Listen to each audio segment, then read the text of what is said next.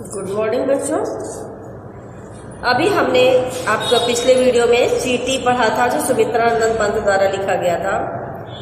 उसमें सुमित्रानंद पंत ने चीटी के परिश्रम का, उसके लगन का, उसके कार्य का वर्णन किया था। बेटा हमने संदर्भ नहीं बताया था, संदर्भ आप स्वयं लिख सकते हो, बड़े बच्चे हो। नेक्स्ट है आपका सुमित्रानंद पंत द्वारा लिखित चंद्रलोक में प्रथम बार। तो इसका संदर्भ क्या होगा कि प्रस्तुत काव्य पंक्तियां कईवर सुमित्रानंद पंत द्वारा रचित श्रिता नामक काव्य संग्रह से हिंदी के काव्य खंड में संकलित चंद्रलोक में प्रथम बार नामक कविता शीर्षक से लिया है। ये शीर्षक है कविता का, शीर्षक कविता से लिया गया है। ठीक है, तो आप संदर्भ लिखोगे पहले, फिर उसके बाद में प्रसंग में क्या है कि यहाँ पर कवि ने चंद्रलोक में चंद्रमा पर पहुंचने की घटना का ऐतिहासिक वर्णन किया है कि चंद्रमा पे पहुंचे तो उन्होंने क्या देखा, उस महत्व का इसमें वर्णन किया गया है।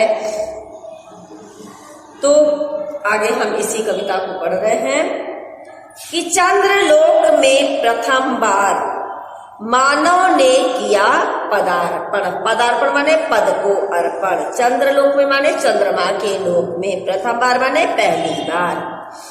ठीक है, मानव ने किया पदार्पण, मनुष्य ने अपना पद अर्पण किया। अर्थात कवि कहता है कि जब चंद्रमा पर प्रथम बार मानव ने अपने कदम रखे, छिन्न हुए लो देश काल के दुर्जय बाधा बंधन। अब कवि क्या कह रहा है कि जब मनुष्य ने चंद्रमा पर पैर रखे तो ऐसा करके उसने देश काल के सारे बंधनों को तोड़ दिया, जिस पर विजय पाना बहुत कठिन माना जाता था, उसे छिन्न भिन्न कर दिया। दुर्जय बाधा बंधन, जिसे बहुत ही कठिन माना जाता था, बाधा माना जाता था, उस बंधन को तोड़ दिया। दिग्विजयी मनुसुत निश्चय यह महत् ऐतिहासिक क्षण। दिग्विजयी माने दिशाओं पर विजय प्राप्त करने वाले। ठीक है, तो क्या कह रहे हैं,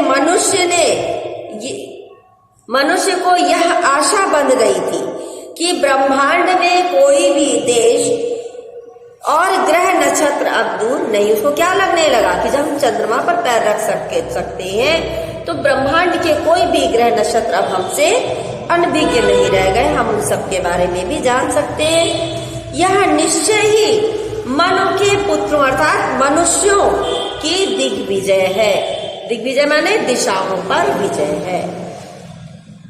अब कह रहे हैं कि यह महत् ऐतिहासिक क्षण, यह बहुत अधिक महत्वपूर्ण ऐतिहासिक क्षण है कि भू विरोध हो शांत निकट आए सब देशों के जन, कि सभी देशों के निवासी परस्पर एक दूसरे का विरोध त्याग कर, एक दूसरे से शत्रुता त्याग कर आपस में निकट आ जाएं। सभी को आपस में निकटता बना लेनी चाहिए और प्रेम से रहना चाहिए। युग युग का पौराणिक स्वप्न हुआ मानव का संभव, समारंभ शुभ नए चंद्र युग का भू को दे गौरव। अब कवि यही चाहता है कि सभी लोग अपने अपने शत्रुता, अपनी बुराई भलाई को छोड़ करके आपस में एक हो जाए। तो अब क्या कह रहे हैं, मनुष्य का युगों युगों से चंद्रमा के साथ घनिष्ठ संबंध बना रहा है।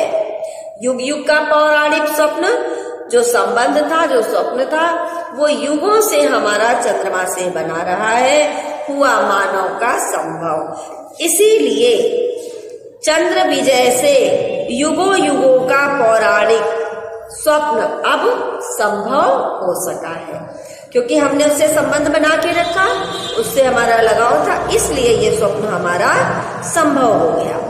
चंद्रमा के संबंध में की जाने वाली मानव की सुंदर कल्पनाएं, मन को हरने वाली कल्पनाएं अब साकार हो उठी हैं।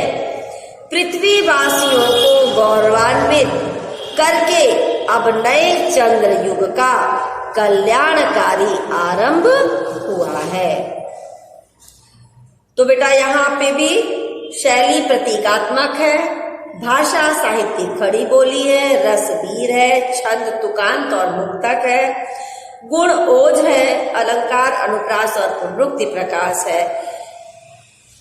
आगे है इसके, फहराए ग्रह उपग्रह में धरती का श्यामल अंचल, सुख संपद संपन्न जगत में बरसे जीवन मंगल, अमेरिका सोवियत बने नवदिक रचना के वाहन, जीवन पद्धतियों के भेद समन्वित हो विस्तृत मन।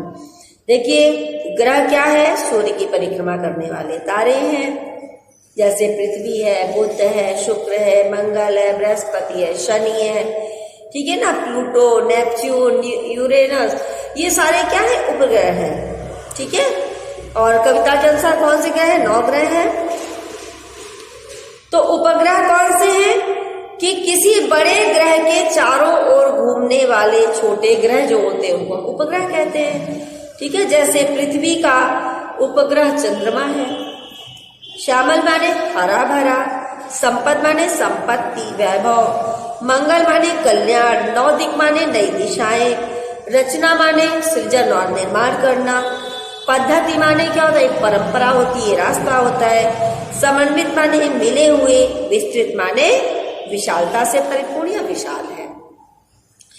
तो बेटा फहराए ग्रह उपग्रह में कवि क्या कहना चाहता है कि अब मनुष्य क्या चाहता है, कवि मनुष्य के रूप में क्या चाहता है, कवि कह रहा है कि मैं चाहता हूं कि ब्रह्मांड के ग्रह उपग्रहों में पृथ्वी का श्यामल अंचल फहराने लगे, पृथ्वी की जो संपन्नता है, जो हरियाली है, वो सब वहां पर भी होने लग जाए।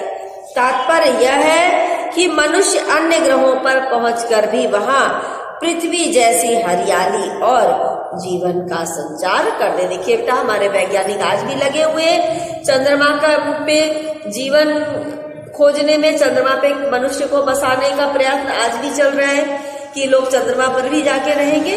तो ये कल्पनाएं साकार करने का पूरा प्रयास चल रहा है। आगे कह रहे सुख संपद संपन्न जगत में बरसे जीवन मंगल। अब कवि कह रहा है सुख और वैभव से युक्त इस संसार में मानव जीवन के कल्याण की वर्षा हो, अर्थात संपूर्ण संसार में कहीं भी दुख और दैन्य दिखाई ना पड़े।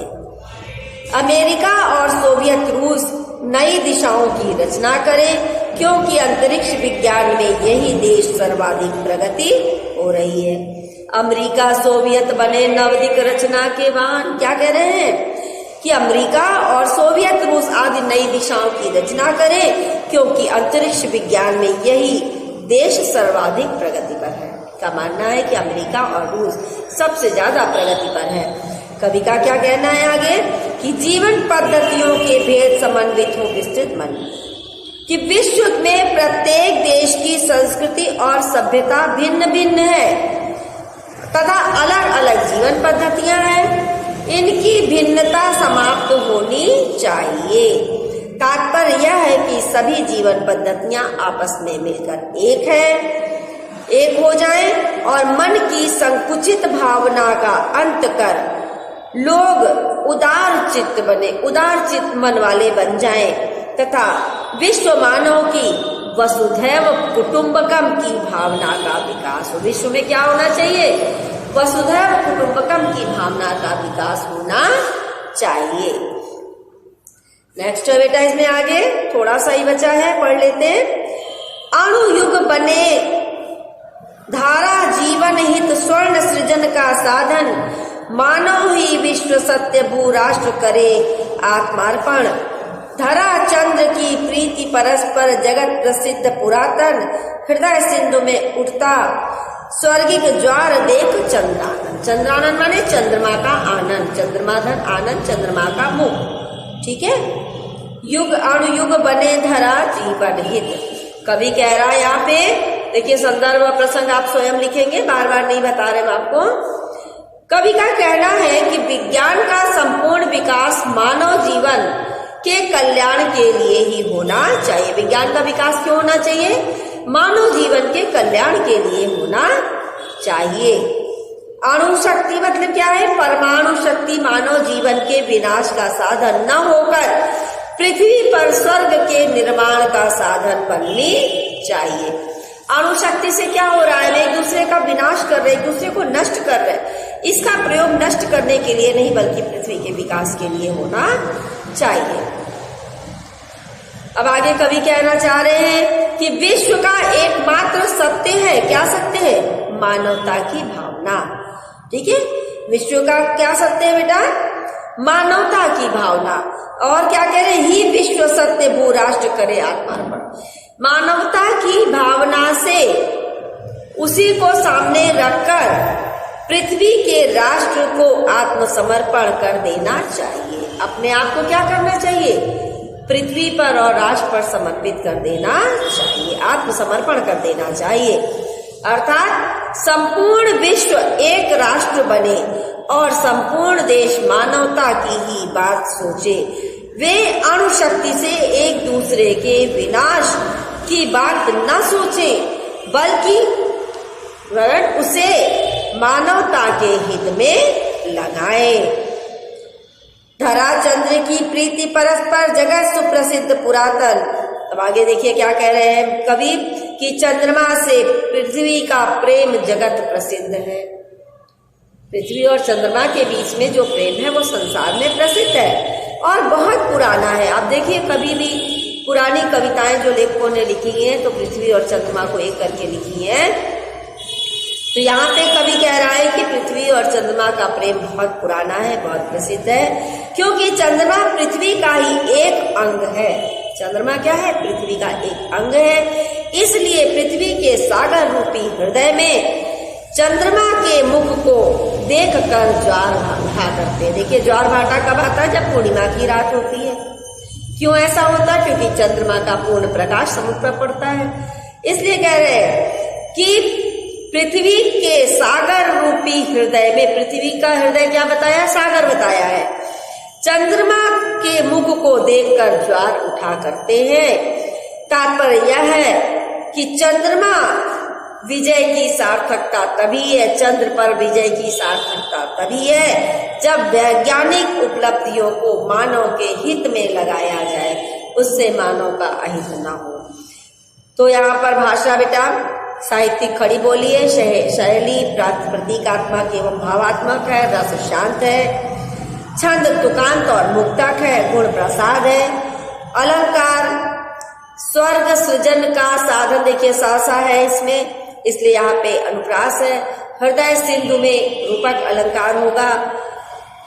और बेटा इसमें भाव साम्य भी हम लिख सकते हैं। शक्ति शक्ति है, बुरी या अच्छी कभी नहीं होती है, एक नियंत्रक मानव इसके ही विचार होती है। ठीक है बेटा, इसको आप कॉपी में अवश्य करेंगे। Thank you.